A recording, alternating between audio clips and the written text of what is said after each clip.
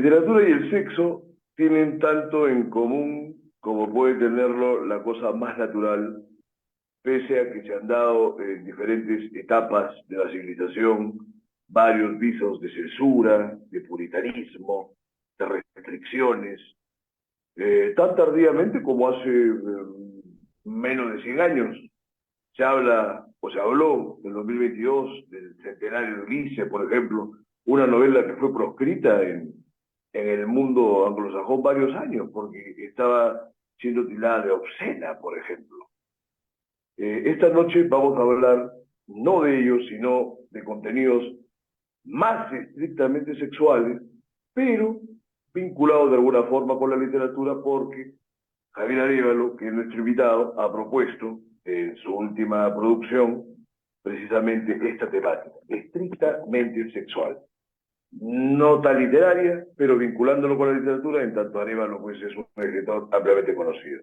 Entonces, sin mayores prolegómenos, le vamos a dar la bienvenida a Javier, con quien vamos a conversar esta noche acerca de estos temas. Adelante, Javier, bienvenido. Muchas gracias por invitarme a tu programa. Bueno, aquí estamos para conversar sobre este libro que precisamente se presentó ayer, el sábado, ¿no? Ayer sábado, en una biblioteca municipal en la que no se pudo hacer promoción desde la biblioteca precisamente por los contenidos del libro. Es decir, tuvimos el espacio, pero hubo un poco de recelos en que se publicara el acto en sus páginas, en sus espacios de divulgación. Así que aún seguimos bajo esta situación en la que un libro de sexo sigue perturbando en algún momento a alguien. Así que de eso podemos hablar también. Mira, sí, vamos a abordarlo de todas las perspectivas que se nos vaya a presentar en el curso de la conversación, pero vamos a iniciar con tu propia visión, que en el curso del libro parte de una experiencia muy personal, ¿no? En cada capítulo inclusive hay un pasaje que te vincula con las circunstancias que estás investigando, porque también es una suerte de monografía, ¿no? Hay algunos datos técnicos, algunos informes.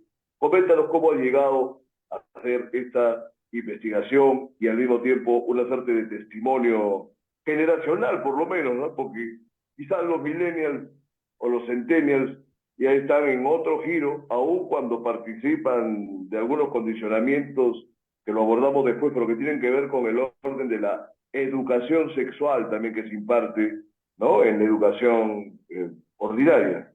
Cuéntanos. Bueno, este iba a ser un libro basado en una encuesta a 100 mujeres que debían tener no menos de 4 parejas sexuales. Había una editorial con la que yo estaba trabajando y colaborando y me encargaron hacer el libro, que era un tema que a mí me interesaba mucho. Pero la editorial cerró, pero además los cuestionarios, muchos de ellos fueron entregados en sobres cerrados, muy cerrados y sin contestar, lo cual me llenó de desazón porque varias amigas mujeres se encargaron de entregar y de asegurar que nadie sabría quién ha respondido qué cuestionario, ¿no? Porque no había ninguna marca. Aún así, mujeres que dijeron haber tenido 4 parejas sexuales como mínimo en sus vidas, recibieron el cuestionario y lo devolvieron sin contestar. Entonces, ese silencio también fue elocuente. Y esto ocurrió hace ya unos 15 años. Bueno, retomé el tema y la investigación que hice para realizar este ensayo es precisamente el mismo ensayo, ¿no? Me volví a leer lo que había leído antes, me metí a más investigaciones, revisé lo que había actualmente en los medios de comunicación y he llegado hasta el último con estos problemas de la creación de una idea a partir de la cual yo puedo convertirme en mujer porque lo creo, ¿no? No. He llegado hasta ese punto de investigar qué diablos está pasando con la sexualidad.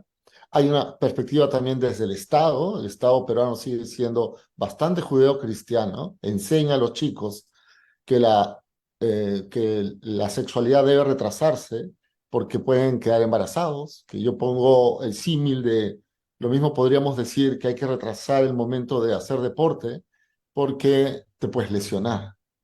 El hecho es que en nuestro país esa prédica no funciona. adolescentes tienen sexo, como siempre lo han tenido, muy tempranamente, pero desinformados y sin protección, lo cual ha generado una epidemia de embarazos adolescentes, ¿no? Que son abandonadas además estas chicas cuando se embarazan por un Estado y una sociedad que las tilda además de lo peor que pueden tildar a una mujer, ¿no? Entonces, esta es la situación en la que aparece el libro y esos temas están allí desarrollados. A estas alturas de la civilización y de alguna manera del grado de desarrollo que tiene la sociedad peruana, uno que escucha que hay toda esta suerte de puritanismo y de grandes ignorancias en ámbitos sexuales, digamos, una persona medianamente culta dice, oye, esto es imposible, pero realmente esto tiene que ver con el grado de cultura en que en general tiene la ciudadanía peruana, que es muy baja, y eso de todas maneras afecta también la comprensión que se da del fenómeno sexual, ¿no? Como tú dices, toda la vida la gente ha tenido sexo de adolescentes, Romeo y Julieta eran púberes, ¿no? O sea, pero a estas alturas que la gente tenga sexo siendo adolescente y salgan embarazadas las chicas, es una cosa atroz, ¿no? Significa que no tiene ningún sentido de protección ni de nada. Es atroz porque está planificado, eso es lo peor de esto, porque si las cosas ocurren masivamente, es porque hay una decisión de que ocurra así, porque lo contrario es muy fácil. Y los países que han aplicado un nivel de educación sexual concreta, es decir, no, la predica no es no dejes de tener sexo, mejor si retrasas tu momento de iniciación sexual, mejor, pero esa predica no va a funcionar, no ha funcionado jamás. En consecuencia, dado que vas a tener sexo, te acompañamos, te protegemos, así se tiene sexo con protección para no quedar embarazados, para no tener transmisiones sexuales, ¿no? Así, con métodos anticonceptivos, pero eso está bloqueado en la escuela. Si tú metes un condón, si un profesor, una profesora se atreviera a entregar condones a sus niñas, por ejemplo, no sabes lo que le harían. O sea, no solo, también hay muchos discursos en la escuela que vienen de las iglesias y ahora hay muchísima iglesia evangélica. Y tú sabes, yo tengo libros que se leen en las escuelas y los reclamos a veces de los padres son brutales. A mí me sorprende, yo tengo un libro que se llama Sofía y las Invisibles, que trata de la trata de mujeres. Y el primer lugar donde yo fui a visitar fue un colegio de mujeres manejado por una monja. Me sorprendió porque la editorial no quería sacar ese libro precisamente porque creía que como esos contenidos sexuales, en términos temáticos, no de escenas eróticas ni pornográficas, sino el tema solamente. Bueno, pues yo me acerqué a la monja y le digo, la felicito porque este libro no iba a salir para colegio, pero aquí estamos. Y ella me dijo, mire, mis hijas, mis niñas ven peores cosas, yo sé, en Internet. Este libro habla de una historia de amor y habla de un peligro existente, que las secuestren y las conviertan en servidoras sexuales. A mí me parece que ellas deben estar enteradas. Y me pareció fascinante lo que dijo la monja, ¿no? Entonces no se trata solo de religiosidades y tonterías, sino un religioso tiene claro que sus chicas van a tener sexo y que tienen que enterarse, ¿no? Bueno, más lucios, ¿no? Ahora, hay una serie en Netflix, Sex Education, ¿no? Que sucede en Inglaterra, y que uno lo ve y son gente que no tiene pues, ni 20 años, ¿no? O sea, tiene 16, 17, está en los últimos años de secundaria. Y la tira de problemas sexuales que tiene toda la gente con sus parejas, tenían unos consultores. Eso estaría bueno que la gente se dé una vuelta por Netflix, que sale Gillian Anderson de los repentes X, casualmente es una terapeuta sexual, es una cosa muy interesante. Pero lo que iba es la gama de peculiaridades y de afectaciones que tienen todos los seres humanos desde que tienen una aproximación al sexo y van descubriéndolo, y que indudablemente debe haber algo similar aquí en el país, pero no hay de ninguna forma una exteriorización de todos estos temas, ¿no? No se les facilita. Por ejemplo, hay un capítulo que de una de las chicas que está ahí, protagonistas, se va y se realiza un aborto, como quien va y se saca una muela, ponte, ¿no? Ujú. ¡Pah! Y se acabó. y terminado el asunto. Acá hay un dramatismo y hay todo un embrollo jurídico, moral sobre el tema que no facilita las cosas también cuando se llega a estos extremos, ¿no? Claro, no solamente acá, en Estados Unidos hay estados profundamente religiosos y conservadores que quieren evitar con algunos bloqueos en las carreteras, con unas vigilancias especiales a mujeres, para detener a mujeres que están pasándose a otro estado para abortar. Entonces, eh, pues, ya, pero esa es la parte de, de los problemas que se generan a partir de la visión de la sexualidad como un paso al embarazo, la procreación, ¿no? Ese es un enfoque, en el libro lo trato, pero a mí lo que me interesa levantar también es la infelicidad en la que caen las personas cuando sus relaciones sexuales se convierten en relaciones sociales. Es decir, eh, te haces pareja de alguien, ¿no? No tienes sexo con ella para gozar esa experiencia sexual, sino que es como un tránsito hacia qué vamos a hacer nosotros si tenemos sexo. Esa presión que hay precisamente más sobre los heterosexuales, que cuando se juntan, cuando van a tener sexo, se lo piensan muchísimo, y está bien que se lo piensen, pero se lo piensan en términos de esto a dónde escalará, ¿no? O que tienen la idea de, como era antes, cuando éramos más chicos, ¿no? Decían, yo solo me voy a acostar con alguien con el que me voy a casar. O sea, no es una relación sexual, es una relación social. El problema de la infelicidad es que el acto sexual es placentero, gozoso, libre, es un regalo casi de la vida, ¿no? Pero poder gozar de la sexualidad supone tener conocimiento del erotismo. Justo ayer en la presentación, un chico me dice, yo tengo sexo con mi pareja y a mí me gusta otras poses distintas al misionero. A mi novia solo le gusta el misionero. ¿Qué hago? Me pregunta. La sola pregunta a mí me sorprendió porque efectivamente, ¿a quién le pregunta a la gente sobre sexualidad? Sexualidad en términos de práctica sexual erótica, ¿no? Entonces, lo único que le dije es, mira, me dijo, si leo este libro voy a aprender de poses. De eso hay una enorme No es cantidad. el, ¿Ah? no es el Kama Sutra. No, y por eso lo encuentras en todo. Lo que quiero llevarte a comprender es que el encuentro sexual es un diálogo entre dos personas. Un diálogo en el que tienen que acomodarse, por supuesto, para gozar. Pero sí te voy a dar una clave. Si algo le incomoda a esa persona de lo que estás haciendo, no va a gozar. O sea, hay cosas que son no negociables en una relación sexual. Y no porque la viste en una porno tienes que hacerla. No a todos les va a gustar todo. Entonces, son dos seres humanos equivalentes que deben ponerse de acuerdo en aquello que les gusta. Tú puedes decirle cochinadas a una chica y le fascina, y le dices a otra y se ofende. Entonces, no puedes aplicar todo, ¿no? Cada A todo. persona es un mundo particular, claro. Ahora, Exactamente. en gran medida el libro, o por lo menos hasta un 50%, está cifrado sobre el placer femenino, Sí. con sus complicaciones. Tú estás hablando ahora de la infelicidad, se ve la falta de comunicación entre parejas, se ven las parejas que han caído en el conformismo, también en ciertas represiones morales. Por ejemplo, esta chica, ¿qué cosa le habrá respondido? O cambia de chico, o dile al chico, pues me gusta esto y lo otro, ¿no? ¿Qué problema tiene con cambiar, por ejemplo? Puede ser.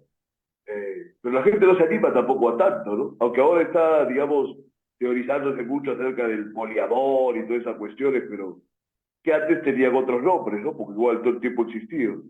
Siempre ha También es existido. un contractual.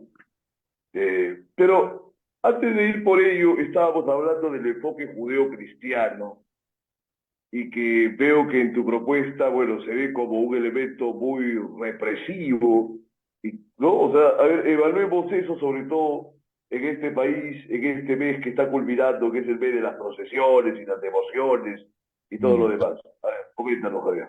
Claro, nosotros tenemos un país católico o evangelista, ahora cristiano, y la moral judeocristiana, pues los judíos básicamente crecen en un mundo hostil. Siempre ha sido así y hasta ahora viven esas hostilidades en la que tenían que conquistar tierras que no eran de ellos, ¿no? Esa es la historia en la Biblia.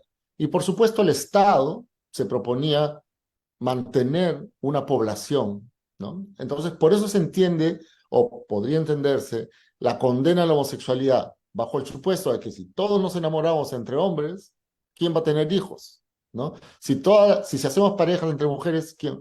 Bueno, la práctica homosexual jamás ha detenido la, el nacimiento de niños, ¿no? Porque los hombres homosexuales tienen sexo también con mujeres y siempre habrá una mayor cantidad de heterosexualidad productiva. Pero el Estado, También, ¿no? Y le gusta a todos los frentes. claro, No lo también, dice la Biblia. En Sodoma, Gomorra había de todo, ¿no? De todo tenía. exactamente. Entonces, hay un Estado que se funda en una creencia religiosa. El solo hecho de dar una orden y que se cumpla, porque lo ha dicho Dios, ya le da poder a ese Estado, ¿no? Pero creo que en su moral lo que veían era no podemos despoblarnos. Y quizá unas prácticas abiertas de homosexualidad sí nos condena a la desaparición, como Sodoma y Gomorra. Entonces, pero le hemos heredado. Y le heredamos, y la pregunta que ayer se hacía una de las presentadoras, ¿y por qué seguimos reproduciendo esa moral? Que la reproduce el Estado. En los manuales de educación sexual que manda a los colegios, reproduce las mismas condenas. Te vas a enfermar, te vas a embarazar, mejor no lo haga, pero no te educa en términos de cuídate nomás. Tenlo, si ya no puedes evitarlo, pero cuídate, ¿no? Esa prédica no existe. Pero entonces, ¿qué tenemos? Un montón de gente pobre, mal educada, que es mano de obra barata y que corresponde a una sociedad no industrial, una sociedad de recolectores, de pescadores y de picapedreros. Entonces, es funcional y de servicios, ¿no? Esta no es una sociedad científica, no es una sociedad de artistas también, eso sí hay mucho, pero no de científicos, no de industriales, no una burguesía, un capitalismo industrial, eso no tenemos. Somos extractivistas. En consecuencia, la mano de obra que necesita lo extractivo tiene que ser básica. Y mientras más haya, más baratos son. Entonces, es funcional siempre al modelo económico lo que el Estado propone. Por eso nuestra educación es tan paupérrima también. Si necesitáramos ingenieros todas las regiones, por supuesto se invertiría en ingenieros, en científicos, pero eso nuestra burguesía latinoamericana, un poquito en Argentina, un poquito en Brasil, no ha desarrollado, ¿no? Somos extractivistas y de ahí viene la riqueza. En consecuencia necesitan mano de obra barata y así de funcionales.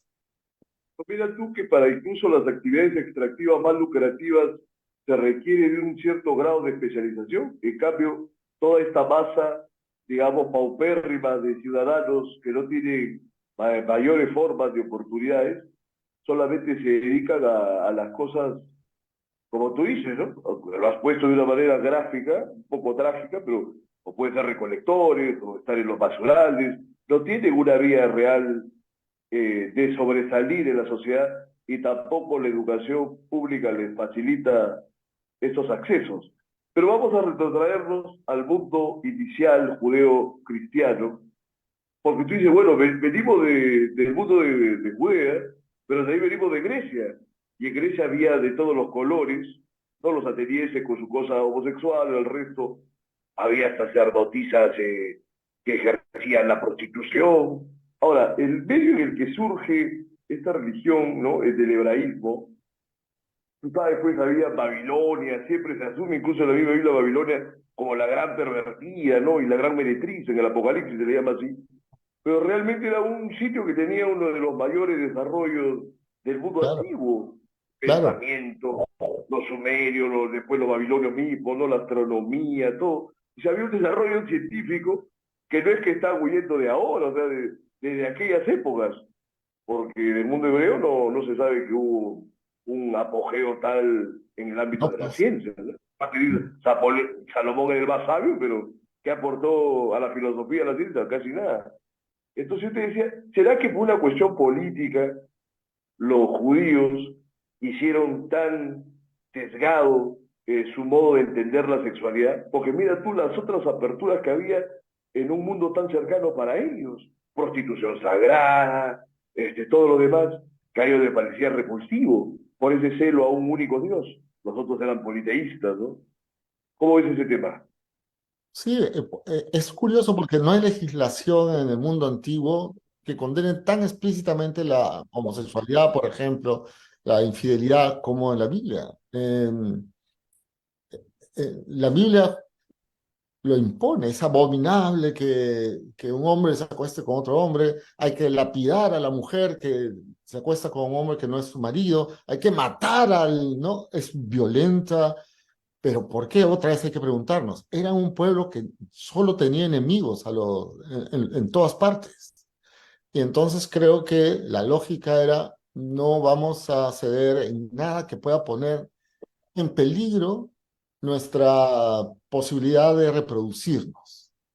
No vamos a poner en peligro nada que nos haga ver débiles, ¿no? De hecho, los espartanos le decían a los griegos eso, ¿no? Que tenían esas costumbres que los hacen débiles. Y sin embargo, ¿no? También se habla del ejército de los amantes, ¿no? En los diálogos de Platón, no me acuerdo en este momento en el cual, pero hablan del poder invencible de un ejército de amantes, porque si yo soy tu amante, te voy a proteger contra todo. Y mi violencia, como la ira de Aquiles, será brutal si matan a mi amante, ¿no? Esas eran las ideas con las que jugaban. Y era legal tener un adolescente que era tu aprendiz y tu objeto erótico o tu juguete sexual. Y aprendían con los maestros hasta los 15 años. Ese es sobre la homosexualidad. La No he que le leído. salía, la que le salía barba y bigote, porque de ahí también se veía mal para ellos. Ahora, lo que me estás hablando creo que tiene que ver con lo del Batallón Dorado. Hay una historia ahí en Tebas, sí, es interesante. Pero mira tú que todas las religiones abrámicas, ¿no? Monoteístas, tienen estos dictos de reprobación del homosexualismo. Y son las religiones que han tenido, creo, mayor cabida en el mundo. Por supuesto, el hebraísmo a través del cristianismo, todo Occidente durante 4 siglos, y ahora el Islam, ¿no? Que no deja de crecer y de empoderarse, y que tiene una visión todavía mucho más amarga y dura de estos temas. ¿Qué Sí, se viene para el mundo? Por un lado parece que se está liberalizando y desarrollando, y otras secciones del mundo van haciéndose retrógradas cada vez más, sobre todo el mundo del Islam, ¿no? porque bueno, pero te decía, en Estados Unidos también, lo que está pasando Algunas es que las mentalidades de cada ser humano son como una cebolla, ¿no? Tú puedes ser muy liberal en esto y muy ultraconservador en otra cosa. Puedes decir, yo soy ateo, pero en mi casa penan, como si fueran lógicas, como si fueran coherentes, ¿no? Yo tenía una amiga que se queja de los católicos, ¿cómo pueden creer en un Dios único? Y cuenta, en mi casa penan. No, pero estás hablando de lo mismo, de fantasmas, de cosas sobrenaturales y dioses sobrenatural. O sea, yo no ataco a la religión, o sea, a mí me parece maravilloso que las personas crean en lo que creen. El problema es que cuando toman el Estado, quieren imponerte a ti su creencia. Y ese es el problema en el mundo. Cuando una fe se consolida como poder político, obviamente va a imponer su rígida tabla moral, ¿no? A veces funciona para que un Estado sobreviva, a veces implosiona, como han implosionado las religiones en Europa, ¿no? Ya próximamente creo que leía en España pasarán a ser mayoría las personas que no son confesionales. Toda Europa empieza a ser más atea que creyente, pero No, es, pero guarda con el tema de la afluencia de inmigrantes islámicos, porque ahí hay una cosa de ida y vuelta, ¿no? La gente se está volviendo laica, como creo que correspondía desde que se instituyó la República a partir de la Revolución Francesa, ¿no? Incluso ahora hay una contradicción, porque supuestamente somos también un Estado laico.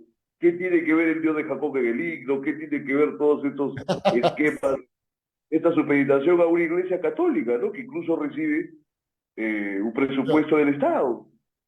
Y sí, vamos a ver que ahora se les ocurre a los evangélicos también pedir la suya. Entonces, claro. no tiene nada que ver, que vean cómo subsisten, ¿no? Entonces, es todo un enredo. Pero ahora vamos nuevamente al tema estrictamente sexual, como se titula el libro. Entonces, de tu experiencia y de tu investigación, ves que hay un alto grado de insatisfacción femenina, Así sobre es. todo femenina. Cuéntanos a ver acerca de ello, Javier. Por ejemplo, yo no solo he hecho encuestas, sino converso también con muchas mujeres sobre sexualidad. El libro lo leyeron muchas mujeres antes de que el libro finalmente se terminara para que me dieran sus perspectivas. Y en esas historias, por ejemplo, una historia de un hombre que tiene sexo con una amiga, dura 2 minutos, se levanta, la mira con orgullo y le dice, ¿qué tal? Entonces es un hombre grande y yo pienso, ¿este realmente cree que 2 minutos de sexo, que mi amiga lo llama el microrrelato, en su historia personal, ese hombre es el microrrelato? Pero tú duras 2 minutos, no puedes suponer que has hecho gozar a una mujer en 2 minutos. Pero él con Ha esa hecho, arrogancia, ¿cómo?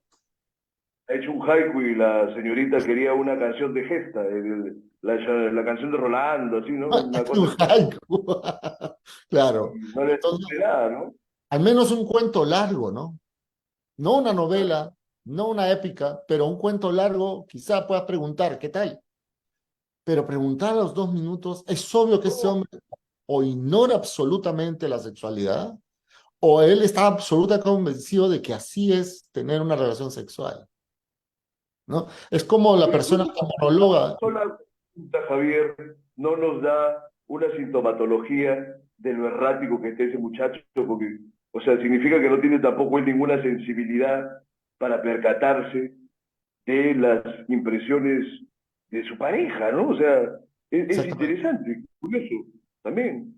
Lo revela, es que revela precisamente la posición en la que se puede encontrar una mujer que quizá en ese momento hasta pena le da decirle, oye, flaco, tienes que aprender algo de esto porque parece que no sabes nada. Pero precisamente ese vacío de información, ese vacío de deficiencia, esa ausencia de deseo de conocer al otro, que es realmente el sexo. Por eso la palabra en la Biblia sobre sexo es conocer, ¿no? No usan la palabra fornicar, porque realmente tener sexo con alguien es conocerla para poder satisfacer. Entonces las mujeres responden con suma claridad, no, hay tipos que no saben nada. O sea, creen que todo es el pene, por ejemplo, ¿no? Que si pierden una erección se acabó todo, encima se asustan, cuando lo más normal es que a una persona puede distraerse, hay mucha gente que le fastidia, ladra un perro y te fuiste, ¿no? Suena la cama, te fuiste, te fuiste del momento, ¿no? Y puedes perder la erección y se puede recuperar, pero si un hombre pierde erección y cree que ya no es un hombre y un macho y se avergüenza, por supuesto, eso ya no va a pasar, ¿no? Pero existen otras partes del cuerpo, la boca, la lengua, los dedos. El sexo se hace con el cuerpo, pero fundamentalmente con la mente para controlar ese cuerpo. Entonces las mujeres responden, sí, afirmativamente, que muchísimas de sus parejas nunca con ellos nunca han tenido un buen sexo, por muchas razones que tienen que ver con la ignorancia del erotismo.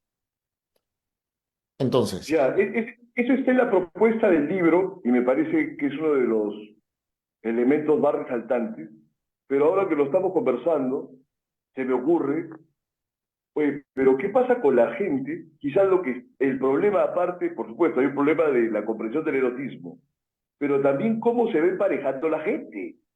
Porque cómo te emparejas con una persona que quizás no tienes una química intensa o no tienes una gran pasión. Entonces, hay gente que se acaba emparejando y acaba incluso siendo promiscuos, pero nunca, ese es por otro lado, este es para otro libro, para otra investigación, porque, claro, hay gente recontra promiscua, y a veces uno ve, conversa, o a uno mismo le pasa y dice, pero nunca te han experimentado una gran pasión. En la tarde estaba conversando sobre el tema, porque voy a volar en la noche con unos amigos y estaba viendo, oye, pero ciertamente, ¿cuándo has tenido pues, una gran pasión? Porque hay gente que tú sientes que están fluyendo incluso cuando lo ves en público, y no porque están haciendo una cosa exhibicionista, pero hay también una cuestión de la energía. Entonces, si funcionan las energías, no tendría por qué haber mayores inconvenientes en lo íntimo. Y sin embargo, hay cualquier cantidad de inconvenientes. O sea, la gente se empareja de formas muy arbitrarias, o convencionales o conformistas. ¿Cómo ves exactamente ese tema? lo que acabas de decir, la convención es que el encuentro se va a producir si hay una relación social. Y esa relación social empieza a ser pareja, enamorados, salientes, todas esas preguntas que están antes de imaginar siquiera si esta relación va a producir placer. Porque si tú tienes sexo con alguien con la esperanza de que van a tener una pareja, puede ser que le perdones que tengas mal sexo, puede ser que no sepa, puede ser quizá pensando, ya ocurrirá, pero yo lo que estoy buscando es un marido o un novio, no una experiencia sexual placentera. Y eso ocasiona en muchos momentos que esas parejas terminen siendo infieles, porque obviamente si estás viviendo una vida sexual aburrida, estás quemándote por dentro para tener una buena experiencia sexual en otro momento. Eso de origen. Kinsey hace su investigación en un momento en que entrevista a puras mujeres casadas y el 70% de las mujeres responden que no les gusta ser penetradas. El informe Hyde repite el mismo esquema desde dos perspectivas distintas. El hecho es que pregunta casadas, y si nos ponemos a pensar en las mujeres de los 50 o los 70 de Norteamérica, muchas de ellas se han casado también con sus primeras parejas. En consecuencia, y vírgenes, una enorme cantidad. Entonces nunca experimentaron, nunca tuvieron la oportunidad, y a veces solo saben lo que saben con el marido, a quien suponen más experimentado.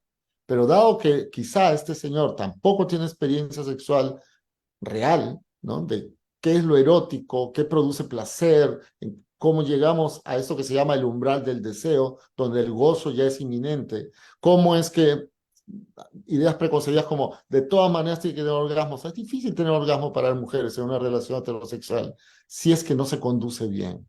Entonces, si esto sucede así, obviamente en una encuesta las mujeres dirán, no me gusta ser penetrada. No, lo que están diciendo, lo descubrí después, es, no me gusta que este señor sea el que me penetre.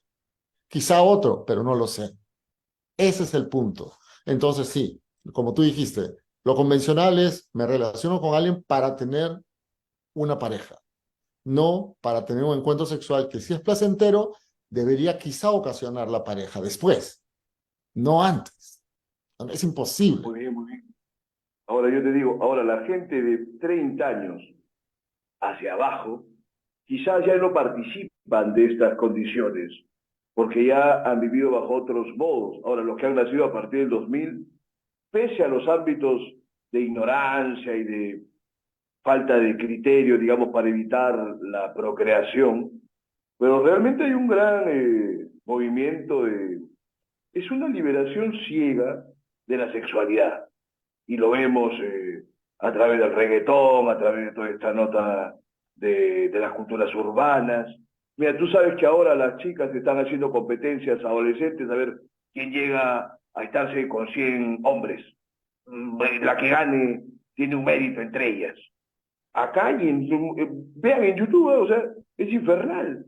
100 tipos, ¿sí? ¿Dónde? O sea, mira, tú sabes que había que tengan 4 parejas. Ahora estas muchachas se han ido ya al otro extremo, porque han arrasado con lo que de íntimo también debe tener el sexo, ¿no? Esta comprensión, este conocimiento en el sentido bíblico del otro. Claro. Digamos, sería el otro lado de la medalla que vemos con esta gente. Se ha banalizado también el sexo. Ya no se ve en el sexo un modo trascendental de, porque es también un modo trascendental de comprensión, ¿no? De uno mismo, Exacto. del otro, de la realidad, y tal. Cuéntanos. Tú lo has señalado, estas chicas no quieren tener una experiencia sexual, quieren coleccionar hombres. No sabemos qué pasa allí. No sabemos si son activas, buscadoras de su placer, o solamente están sumando un hombre. Por eso te decía, es otro el objetivo. Allí es uno completamente distinto. A mí no se me ocurriría salir a buscar, acostarme con, como decía Julio Iglesias, ¿no? Me he acostado con no sé cuántas miles de mujeres. Pero claro, Julio Iglesias es un trashumante que iba de hotel en hotel, es un cantante, era un chico guapo. Por supuesto que va a tener esa oportunidad de acostarse con quien le dé la gana todos los días. El asunto es que sus canciones reflejan su soledad también, ¿no? Me dice, o sea, hay Claro, hay un vacío en esta cosa de estar con una y otra persona, no conocen el amor, ¿no? O se les extravía el concepto porque el objetivo ha cambiado. Y tampoco sabemos si esas mujeres gozan, porque si nadie se queda, quizás solo sea un orgasmo tipo gallo, ¿no? Rapidito y ya vete a tu casa. Y entonces, eso tampoco, o sea, chica, pues habrá Pero colección. el orgasmo, ¿no? Sino también lo de después, ¿no? Las conversaciones entre coito y coito, o la ternura, quién sabe, ¿no? O lo que tú hablabas de Julio Iglesias, pese a que tuvo varios compromisos importantes, ¿no? Con la madre de sus hijos, etcétera, también podía ser una táctica la de jugar a hacerse el perdedor, sin embargo él tenía su corista Seis Rubias, o Claro, César Calvo también, que era un gran mujeriego, pero todos sus poemas son de un desarraigo amoroso infernal, ¿no? Es pero un quizás, desolado, pero quizás es también, cierto, pero quizás es cierto. claro. Como mencionas a alguien que pues, se ha salido con alguien con pareja, ¿no? Yo cuando era chico, muchas veces muchas chicas con novios tenían algo conmigo. Yo no quería entender por qué. Y la razón es que yo nunca busqué una novia, por ejemplo, ¿no? Yo no buscaba nada. Me enamoré un día y cuando estaba enamorado y cuando estoy enamorado, como ahora estoy enamorado, obviamente si me gusta una chica, voy a verle y me gusta. Pero la sola idea de no despertar con mi novia me da tristeza, ¿no? Que se sienta afectada y quiera terminar la relación porque yo le he sido infiel, me asusta, porque la amo. Y el gozo que tenemos juntos es extremadamente superior a quizá una vocación por coleccionar chicas, ¿no? Que al final son un orgasmo que podría finalmente solucionarse con una masturbación que te evita el hecho de salir de tu casa, ¿no? Claro, pero mira, ahí estaría viendo esa persona a los otros seres humanos como meros objetos de su Así es, satisfacción. O sea, es un contorno de mucho vaciamiento, ¿no? sí, Eh, Estaba viendo un documental sobre Diomedes Díaz, que es un cantante vallenato, y digamos, desde una perspectiva convencional, es feísimo, ¿no? Porque lo pueden ver en Google, pero tú también lo vieras la cantidad de mujeres. Ahora, en gustos y colores hay de todo, ¿no? O sea, hay mujeres también que les puede gustar lo feo, lo diferente, o sea, hay de todo. Y en el sexo peor, porque esto es la apariencia externa. Digamos, dentro de cuatro paredes, las posibilidades son infinitas. bueno, mira, Eh, tú precisamente lo erótico es tan complejo que el objeto erótico que cada uno de nosotros tiene también es complejo. Entonces, pero por ejemplo, tú eres heterosexual, yo soy heterosexual. Tú dices, ese hombre feo, pero porque somos heterosexuales. También, cuando yo me veo a mí mismo, digo, ¿cómo le puedo gustar yo a una chica, no? Pero lo que estoy diciendo es, yo no me gusto a mí como, o sea, no entiendo el deseo por el hombre, porque yo no deseo hombres, pero las mujeres sí desean hombres. Entonces, te pueden ver, tú puedes ver, ese hombre, no sé, pero ni tú mismo te deseas, pero ellas sí, porque ellas son heterosexuales y te desean a ti, desean a ese señor, porque ellas desean hombres. Y los hombres tienen esas configuraciones diversas, pues, ¿no? Puede Gordito. ser que el deseo no solamente sea algo físico, sino que tiene que haber un elemento, no sé, pues más espiritual o de la energía o de otras cosas. Lo erótico, Está pues, lo es erótico, un, ¿no? claro, lo erótico es ese mundo complejo de sentidos que está en íntima relación con la genitalidad, con la experiencia sexual, con el amor. Lo erótico es la voz, es el tacto, es el olor, es la forma, que cada uno configura su objeto de deseo. El ritual del deseo, el espacio del deseo, todos esos elementos eróticos se van combinando. Entonces tú encuentras una pareja que, por ejemplo, le fascina tener sexo en la sala, sobre una barra, ¿no? Esa es su fantasía permanente, o vestirse de tal manera, o que finjas que es una chica de la calle que la contratas.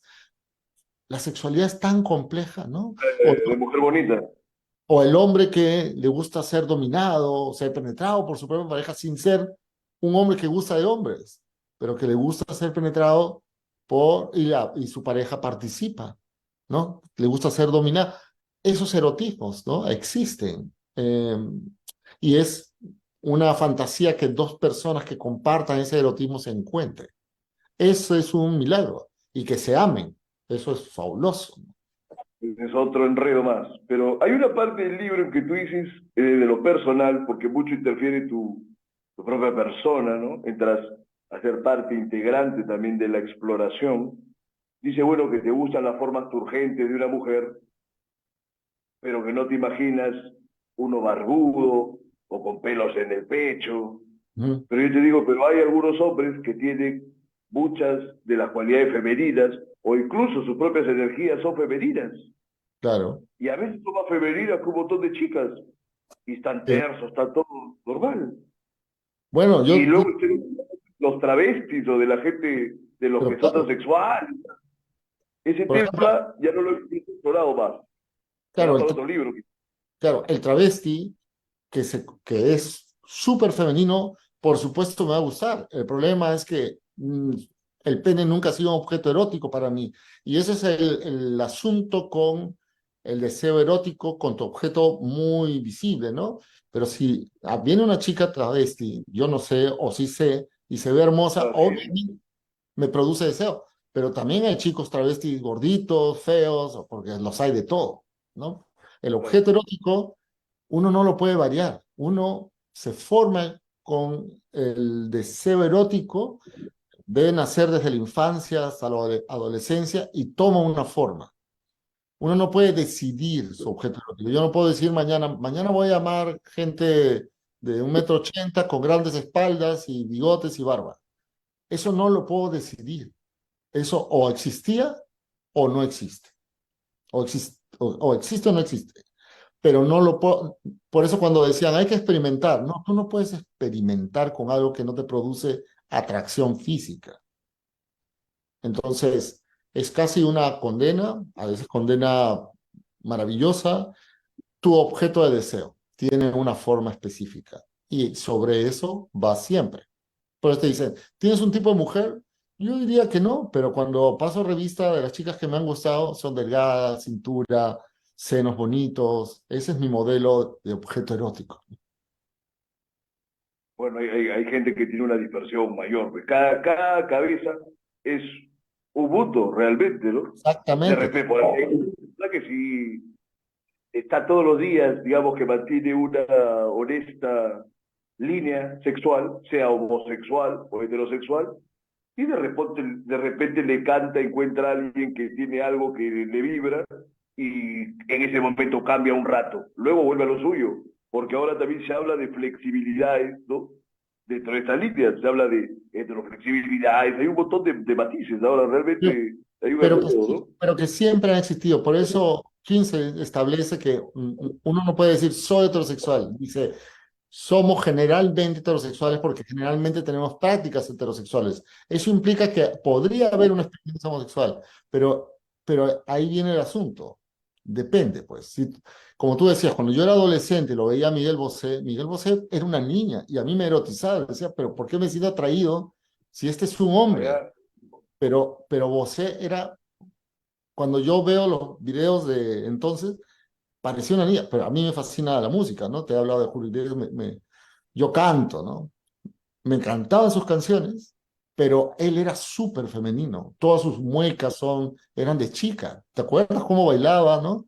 Entonces, pero parecía un padre, pues, que era una tremenda modelo, ¿no? No, para mí el padre no tenía nada que ver, y Dominguín, por eso que, bueno, todos los problemas que tenía el muchacho, porque era muy parecido a su madre, y luego a su sobrina fallecida, Bimba, ¿no? Parecían réplicas. Realmente, ¿sabes qué son? Andróginos. Tienen andrógino, ahí un poco y del otro.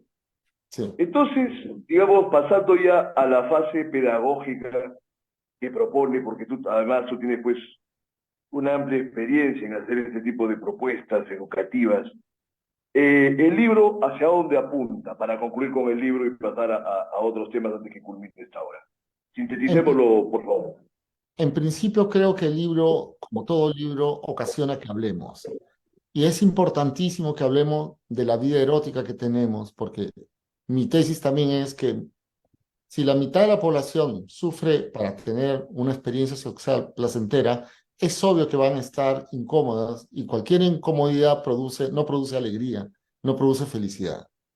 Y yo creo que vivimos en una sociedad muy violenta también, porque no vamos al sexo de una forma gozosa o salimos del sexo sin haberlo gozado. Ese es para mí un problema detectado y creo que el libro da ocasión de leerlo, ponerlo en la mesa de la sala de la casa y hablar de sexo, de nuestra sexualidad y nuestras Mira, a calidades. estas alturas se sigue imponiendo una carga social de responsabilidad muy grave sobre la persona y la mujer y se sigue eximiendo al hombre de las mismas prerrogativas. Se ve Sí, en cada escándalo que aparece la farándula o que aparece por allí. Entonces es tremendo, ¿no? El grado de recriminación de la gente sobre la conducta de las mujeres. sí. O sea, el año 2023, y sin embargo, cosas todos los días. Ahora, la mujer sigue luchando para dejar de ser un objeto que lo ha sido por largos siglos, en lo que incluso ya no lo hemos abordado más en esta conversación, pero tú haces muy bien en mencionarlo, incluso eran objetos mercantiles, ¿no? Incluso para los propios judíos en aquellas épocas, ¿no? Se volvían elementos de transacción comercial, era una cosa horrenda. Eh, entonces, ahora último se vio un suceso en un concierto de Tony Rosado, que es un cantante de la cumbia, que tiene un amplio prontuario en temas de excesos hacia las mujeres, que realmente no tiene una incidencia penal ninguno de sus actos, ya lo hemos comentado en otros espacios, pero tienen connotaciones que no son las más saludables, ¿no? Entonces, a ver, recapitulemos alguna reflexión sobre este suceso que toda la gente debe tenerlo en mente, de esta chica que sube en el concierto de Madre de Dios y acaba desnuda, bajo una cierta sugestión, ¿no? O una sugestión muy directa de parte de Tony Rosado y del otro muchacho que estaba ahí en el escenario. A ver, cuéntanos cuál es tu visión de esos hechos. Bueno, siempre son síntomas, ¿no? Y aquí es evidente que hay una transacción para que una mujer sea otra vez una pieza, una cosa sexual, ¿no? Eh, Eso es la reproducción de lo que ha vivido la mujer durante tanto tiempo como un elemento que puede ser utilizado como para vender más. Y eso lo sabe perfectamente esta persona porque es una persona de show. Tú sabes, suben a las chicas a bailar para que muestren el cuerpo porque hay una enorme cantidad de hombres que van a pagar por eso. Y ahora también muchas mujeres. La capa de cerveza, mira, ten eso presente. La Sí, que se animaba a desnudarse, le da una caja de cerveza.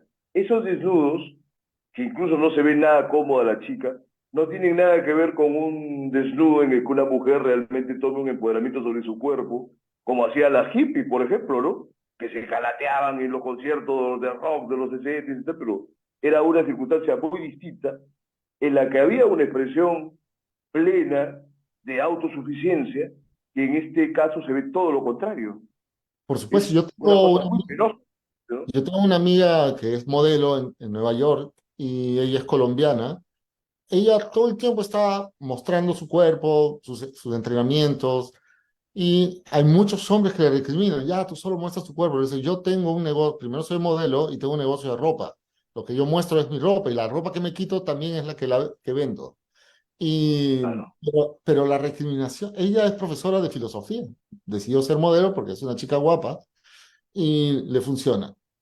Y tiene, por supuesto, un alto grado de deseo de exhibirse, ¿no? Le encanta exhibirse y es perfecto. Yo la tengo de amiga porque me sigue por escritor, no porque yo le haya parecido guapo. Y conversamos de política, escribe de política, pero generalmente está exhibiéndose porque le compran su ropa y porque le encanta.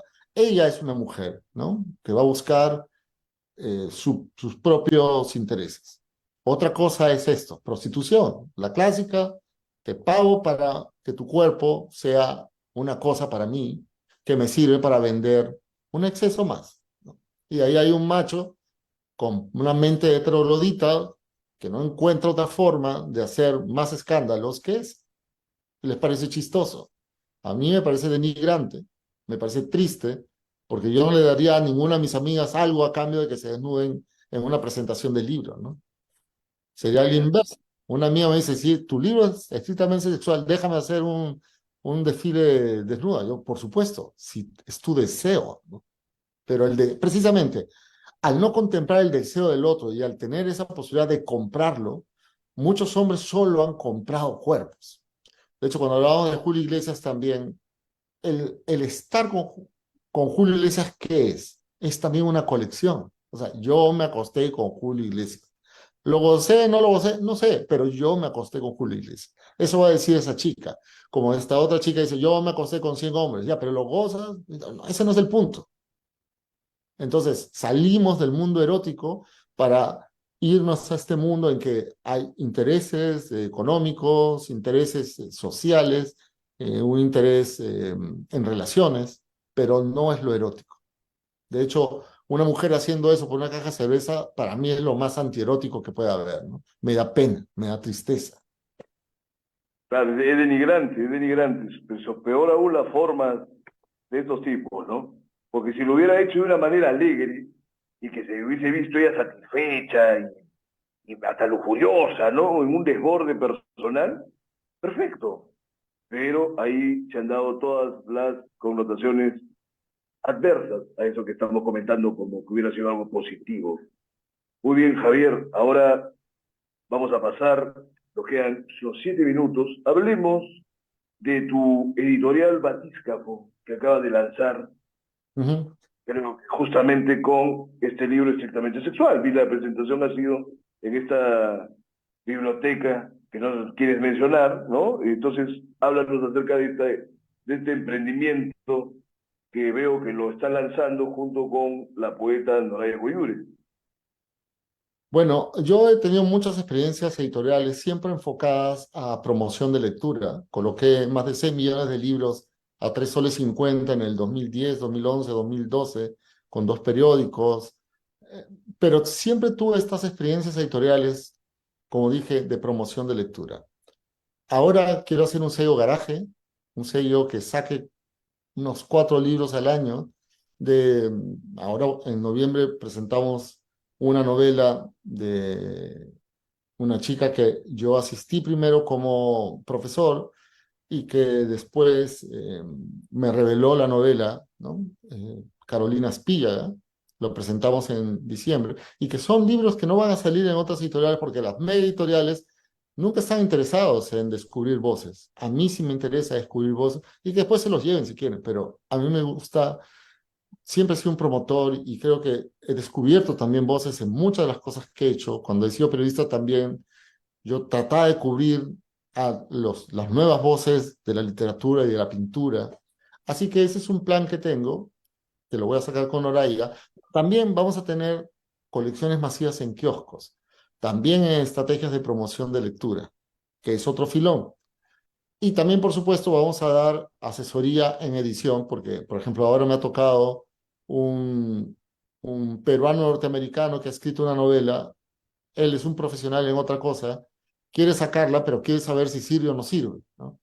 Y si no sirve, puede servir y le podemos hacer la asesoría, ¿no? Noraya y yo, que somos escritores, podemos Corrección conducir de estilo. hacia que, ¿cómo dices? La corrección de estilo.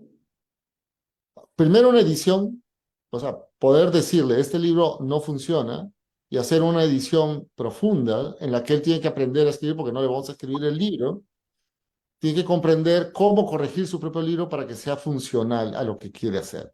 Y una vez que pasa por esa etapa, que es como la palabra es horrible, pero me dijeron, eso es como un coaching en edición. Sí, alguien que escribe un libro, lo he hecho varias veces. De hecho, yo he escrito un libro a un señor que me dictaba las escenas, me mandaba en este y yo construía la novela, hasta que él aprendió a hacerlo. Entonces, lo hacía, yo volvía a editar, le daba vuelta, pero por supuesto le digo, es tu novela porque a mí no se me ocurren estas historias. Yo les doy una forma. Luego él, al ver la forma que le daba, empezaba a escribir sus propios capítulos. Y así terminamos esa novela. Lo he hecho varias veces, pero ahora lo vamos a hacer desde la plataforma de Batiscafo. Y tengo mis Muy bien. proyectos de animación a la lectura que también están ligados a Batiscafo. Estoy haciendo bibliotecas en Puente Piedra y todo eso va a estar ligado a la misma experiencia, ¿no? El libro, la lectura, la promoción. Todo va por ahí. Correcto, entonces es un esquema integral. Ahora que nos quedan unos pocos minutos, Vargas Llosa anuncia, o ya se ha retirado, del ejercicio de la narrativa con Mm, esta última novela que aborda el mundo criollo, ¿no? Le dedico mi silencio. ujú. Entonces, en tu percepción como escritor, como narrador, una vez que Vargas Llosa deja este escenario, es prácticamente como si desapareciera Merlín. ¿Qué hace la literatura peruana con esa ausencia? Es como decirte, dejara un trono vacante. O como lo Mm. ves tú, de repente para ti es algo intrascendente, no puedes ver. Cuéntanos tu percepción, a ver. Bueno, no, a mí lo que me alarma, porque Vargas Llosa es entrañable, yo puedo estar en desacuerdo con sus opiniones políticas, pero es un maestro para mí. Y a mí lo que me preocupa es que alguien pueda dejar de escribir. Eso pone en evidencia que algo malo está pasando. Eso es lo único que a mí me importa, porque en general la literatura peruana no es que me importe, ¿no? Me importa la O sea, literatura. la narrativa, él ha dicho que no va a dejar de escribir hasta el último día que se pueda. Él quiere morirse a mitad de una palabra, algo así ha dicho, le salió algo medio poético que casi no le sale nunca, ¿no? Pero algo así, que quiere morirse en sí escribiendo. Pero digamos que el esfuerzo que le demanda hacer una novela a sus años, pues, además tú sabes que sus novelas siempre son tan amplias, voluminosas, entonces no es, no es tan fácil. Hay una carga física que él ya no quiere enfrentar, ¿no? Pero él quiere va a seguir escribiendo, dice. Exactamente, ya, pero eso es curioso, pues porque si sigue escribiendo, se va a convertir en libro, porque la escritura es el momento en que uno es realmente escritor. Ese es el oficio del escritor. La publicación, como decía un filósofo francés, es el residuo del trabajo del escritor, pero ese residuo va a existir si él sigue escribiendo. Por eso cuando lo dije, me asusté. ¿Está mal? ¿Está perdiendo la memoria? ¿Está perdiendo facultades? Eso me dio pena. Si fuera así, me daría mucha pena. Pero que deje publicar es otra cosa, ¿no? Si quiere dejar de publicar porque ya no está seguro lo que hace, es su decisión. Con lo que ha dado al Perú y al mundo, ha sido suficiente. Hasta la guerra de... Yo lo he leído con placer hasta la guerra del fin del mundo. Después ya no me han interesado mucho sus libros, pero hasta la guerra del fin del mundo ha sido para mí un libro, una experiencia fundamental en mi vida de escritor. Oye, pero hasta sus libros más bajos, luego de la guerra del fin del mundo, están en general muy por encima del promedio de lo que se produce acá. Ahora, claro, ha tenido novelas tan desconcertantes en los años 60, 70, sobre todo de la estructura y las formas, Mm. y ya luego uno ve otras novelas que parece que las ha terminado por contrato y hay una gran diferencia.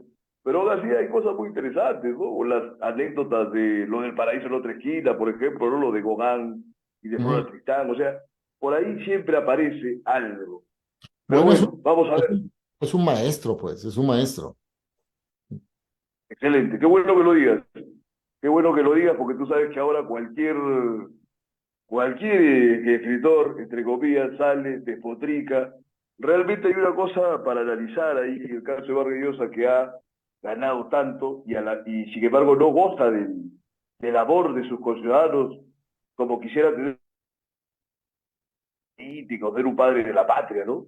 O sea, Mm. acá hasta Vargas Llosa como escritor no está acabando bien pese al Nobel, pese a todo. No goza del amor de los peruanos. Yo sí, Complicado ser un escritor en el yo Perú. sí lo, yo sí lo aprecio mucho, lo quiero mucho, le tengo muchísima estima. Que esté en desacuerdo con muchas de sus ideas, que es normal, yo no voy a pensar como él todo, ¿no? Claro, bienvenida tiene que ser la discrepancia, ¿no? Como un fundamento, pero no estamos acostumbrados a ello en No. el Perú. Acá la No. gente despotrica, Muy, se hace es enemigo muy, de los otros. es muy sentimental, eso es muy de telenovela mexicana, Valentín Pista y Producciones Acapulco. Mucha vaina de ahí o sea, hay una cosa, un mundo racional y hay un mundo sentimental, emocional. Hay que restringir eso para poder hablar sobre las cosas desde la razón. Y la razón es que Vargas Llosa es un maestro. Y eso es todo. Eso es irrefutable. Es un maestro, pero hay un montón de matices, incluso desde la propia literatura. Tú dices, de la guerra del fin del mundo en adelante, ya casi no te ha importado como narrador. Es Ujú. tu visión. Así Sí. hay otros matices. Muy bien, perfecto, Javier. Entonces, eso ha sido todo por hoy. Ya estaremos retomando el programa el martes con más libertad con palabra y con Javier hasta la próxima ocasión. Buenas noches. Un gusto. Nos vemos.